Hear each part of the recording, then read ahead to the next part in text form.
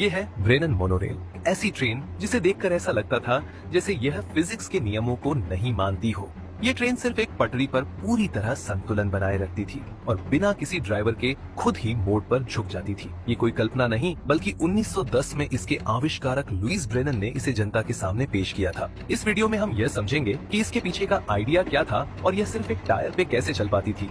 और सबसे बड़ा सवाल, अगर ये इतनी कमाल की थी तो आज हमें कहीं क्यों नहीं दिखती।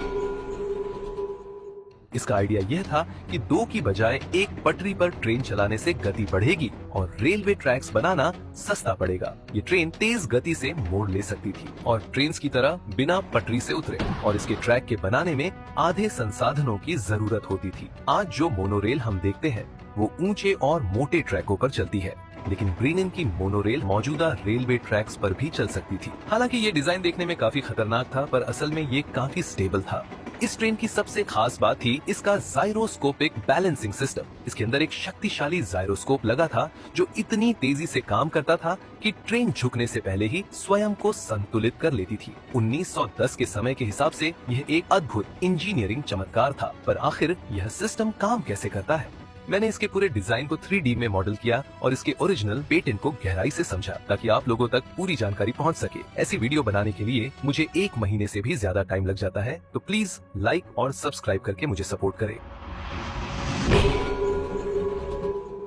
इस रेल के मैकेनिज्म को पूरी तरह से समझने के लिए पहले हमें जायरोस्कोप के बारे में जानना होगा। जायरोस्कोप का मूल सिद्धांत यह है कि यदि आप एक डिस्क को तेजी से घुमाते हैं तो उसकी कोणीय गति यानी एंगुलर मोमेंटम उसे पूरी तरह स्थिर बनाए रखती है। यदि आप इसे इस साइड में झुकाने की कोशिश करें तो यह इस दिशा पर घूमने लगता है, जिसे प्रेसिशन कहा जाता है। लेकिन यदि हम इसे झुकाने की बजाय इसके प्रेसिशन को बढ़ाएं तो यह डिस्क को उल्टी दिशा में झुका देगा। इसी वजह से जायरो हमेशा संतुलन बनाए रखने की कोशिश करता है। ब्रेनन ने इसे अपनी ट्रेन को संतुलित रखने का आधार माना और एक छोटे मॉडल ट्रेन में एक फ्लाई व्हील और इलेक्ट्रिक मोटर लगाकर प्रयोग किया। शुरू में यह टेक्निक काम कर रही थी।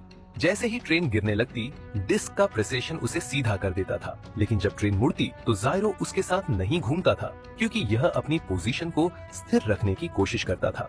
ट्रेन के नजरिए से जायरो प्रेसेस करने लगा, जिससे ट्रेन झुककर पटरी से उतर जाती। इस समस्या का समाधान करने के लिए ब्रेनन ने ट्रेन में एक दूसरा जायरोस्कोप जोड़ा और उसे विपरीत दिशा में घुमाया। दोनों जायरो एक गियर से जुड़े थे, जिससे जब एक जायरो प्रेसेस करता तो दूसरा ठीक विपरीत दिशा में प्रेसेस करता। जब ट्रेन मोड़ लेती तो दोनों जायरो अपनी दिशा स्थिर रखने की कोशिश करते, लेकिन ऐसा संभव नहीं था। इसलिए दोनों जायरो ट्रेन के साथ घूमने को मजबूर हो जाते और इससे अनवांटेड प्रेसिशन